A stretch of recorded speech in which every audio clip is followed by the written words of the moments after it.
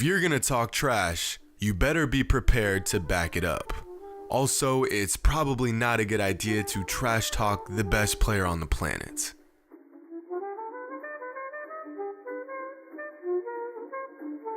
What's up everybody, it's Jimmy, and if you've been tuning into this channel for some time now, you're probably familiar with some of the all-time trash-talking moments in NBA history. Regardless of who it is or what was said, someone is getting bodied. Sometimes physically, and sometimes in more devastating cases, mentally. I mean, come on, it says it right here in Chapter 1, Rule 1 of the Hooper's Handbook. Thou shalt not talk the talk if thou cannot walketh the walk.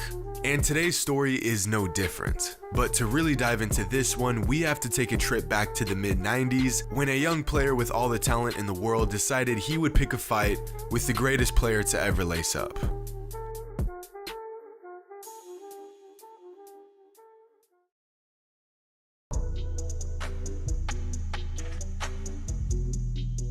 Enter Jerry Stackhouse. Back in the mid-90s, Stackhouse was the most electrifying guard in college basketball. As a rookie out of North Carolina, Stackhouse averaged nearly 20 points per game and was a headliner for a young Sixers team. The moment Stackhouse stepped onto a court, he was anointed as a prodigy. Growing up, Stackhouse was the youngest of 11 children, so he had to fight for absolutely everything. Combine his incredible talent with his relentless dog mentality and you get one hell of a hooper who can ball out on just about anyone, talk smack while doing it, and even throw up the dukes if you really want to go that route. If we take a look at Stackhouse's fighting resume, you will see that it's ripe with victims and extensive in its numbers. Well, you have a reputation as being someone who wasn't afraid ever to throw hands. So give me a numerical answer to this question.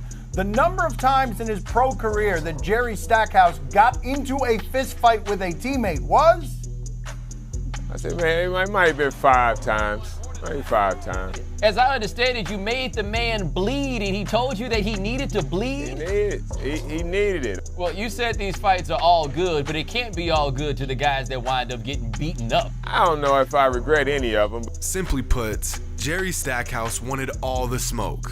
But do y'all know that saying, he wrote a check he couldn't cash? Well, after years of writing all sorts of fat checks and cashing out time after time, Stackhouse done wrote a check that bounced so hard he had to close his whole damn account. Because in the summer of 1995, Jerry Stackhouse trash-talked Michael Jordan and you know where this is going.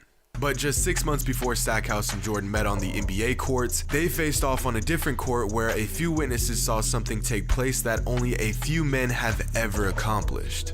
Back in the summer of 1995, UNC was hosting open gyms for Tar Heel alumni.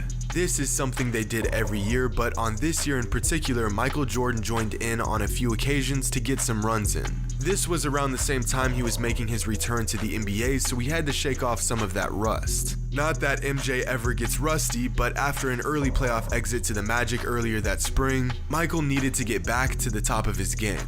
While Jordan was getting back into championship form, Stackhouse was coming off a sensational sophomore season at North Carolina and was ready to take the crown as the most lethal shooting guard to come out of UNC.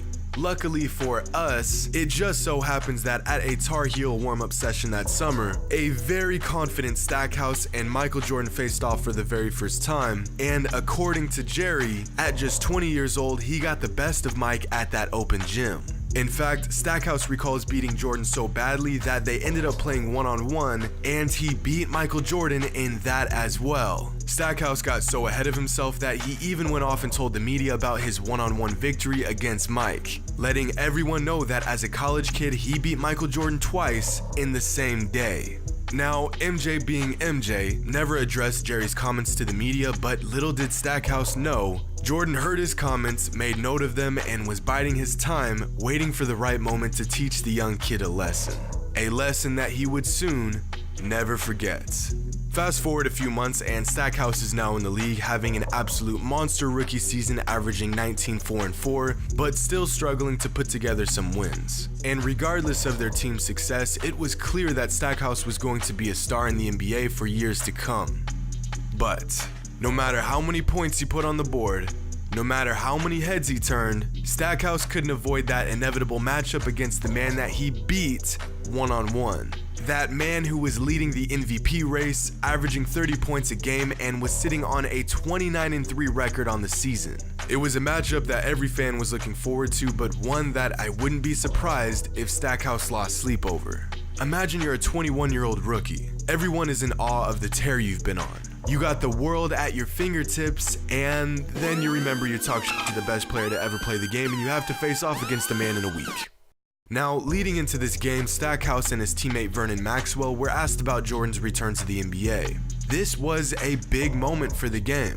MJ coming out of retirement to light up the basketball world once again. Just before the game, when asked about Michael's return to the NBA, Vernon Maxwell said that Jordan was overhyped and he was sick of hearing about him, saying to the press, "To hell with Michael." Mind you, Vernon Maxwell is one of a few players that openly hates Jordan. He has said on numerous occasions that he wanted to fight him and that the Bulls were no match for the Rockets in the 90s. Stackhouse basically voiced the same opinion on Jordan's return as well. When asked what he thought about their comments, MJ simply said, "I don't want to make it personal," which is translation for, "You do not want this smoke." And, well, why would you trash talk to some rookie and a guy that wants to be you when you can simply show them on the court? Mike said he didn't want to make it personal, but the moment the game started, all of that went the out the window. You know, Red, this might be interesting here tonight. Jerry Stackhouse, whether it was tongue-in-cheek or not, has said on several interview occasions that he has played Michael Jordan in the offseason down in North Carolina and was beating him on one-on-one games, that type of thing. Yeah, I think Michael will be looking to show that rookie something here tonight, perhaps. As the game gets underway, Jordan doesn't take any time getting into his moves, shutting Stackhouse down on defense, toying with the kid, just doing that unnecessary stuff to flex his dominance. Jordan, the turnaround over Stackhouse. Peace, we're tied. And Scottie Pippen to Michael Jordan. Jordan right around Stackhouse. Jordan wide open. Rough and penetrating. Longley swats it away. Oh! And a sensational feed to Pippen. For Michael, slam for Scottie. The Bulls have doubled up. To make matters worse, Jordan was in his Hall of Fame mid-range dead-eye zone, so it felt like everything he was putting up was going in. To put it short, Jordan was on his bullshit. Michael for three. Michael over the top. Three, my Mike. Kukoc finds Jordan. In up. Garden. When that happens, you're generally going to get some turnovers. Jordan has shot very well here tonight. Jordan is sure to pull out all the stops on his way to giving Stackhouse a beatdown he would never forget. Let me just send your ass in the third row. Good. Mike always got that look. Just give him the damn ball and get out the way. Good. So then I came down.